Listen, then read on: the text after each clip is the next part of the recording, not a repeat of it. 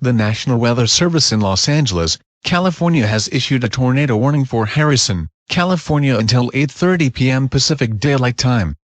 At 5 p.m. Pacific Daylight Time, Doppler radar indicated a severe storm capable of producing coin-sized hail and damaging winds in speeds of up to 49 miles per hour.